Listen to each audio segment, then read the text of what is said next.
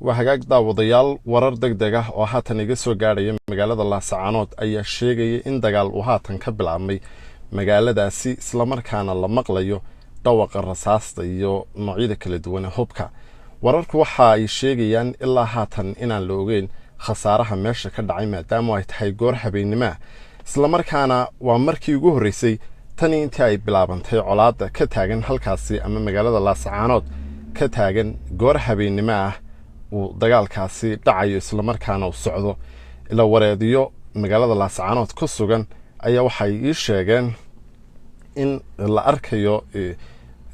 noocyada kala duwan hubka ila iska ka baxay isla markaana haatan dagaalku ka socdo magaalada Laascaanood si rasmi ah looma oga khasaaraha dhabta ah ilaa haatan maadaama uu dagaalku socdo balse waxa xusid mudan in tani markii ay colaaddu halkaasi ka bilaabantay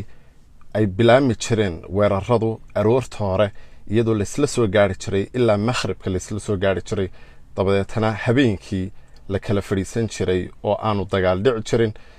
muddo haatan toddobaad ka badan maalintii 8aad ay maanta ahayd isla markaana maalmahanba laga cabsi qabay in xiisadu ay sare u sii kacdo ilaa haatan ma jirto dhexdhexaadin la soo sheegay oo dhinacyada lagu dhexdhexaadinayo in khilaafka wada hadal iyo in miiska wada hadalka la isku yimaado oo la dhameeyo si wada hadal lagu dhameeyo balse hubka iyo qoryaha iyo dagaalku inaanu xal ahayn ayaa lagu baaqayo culimada Soomaalidu meel ay joogaanba waxa ay dirayeen baaqiyo kala duwan oo ku saabsan in xiisada la dejiyo xaaladana lagu dhameeyo wada hadal isla markaana aanu xal ku ahayn dagaal aanu ahayn balse labada dhinacba waxay hore u sheegeen inay labadooduba diyaar u yihiin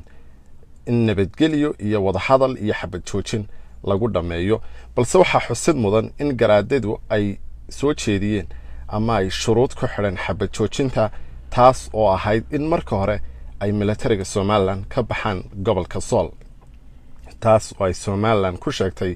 in aanay ahayn marka ugu horeysa shuruudda koowaad ay iyadu wadato balse ay xabad joojin bilaa shuruuda ay galayso isla markaana aanay habeeraatay xabadoo joogsato wax shuruuda ku xidhayn garaadadu waxay sheegeen in Somaliland ay soo weerartay way ka cabanayeen maalmahanba dhibaato ba'an in ay u geystay isla markaana muuqaalo badan oo la soo duubay oo ku saabsan magaaladaasi Laascaanood ayaa baraha bulshada si aad loogu baahiyay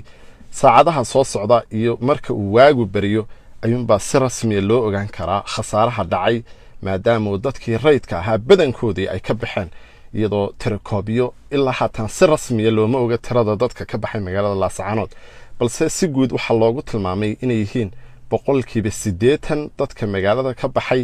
inay yihiin dadkii shacabka ahaa ee ku noolaa oo kuwaasoo ka baxay magaalada tagay deegaano kale oo isla gobolka Sool iyo maamul goboleedka Puntland ba ka tirsan oo ay door bideen inay ku helayaan ammaan isla markaana halkaasi ay u dhaanto goobta dagaalku ka socdo bal wixii khasaare iyo warar kale ka soo kordha dagaalka caawa ka dhacay Laascaanood oo ay tahay habeenkii ugu horeeyay tani intii ay colaaddu bilaabantay dagaalkaasi uu magaalada ka dhacay waxaan idinku soo gudbin doonaa haddii la yiraahdo isla bartan Facebook iyo baraha kale ee TikTok, YouTube, Instagram iyo Twitter mahadsanidin.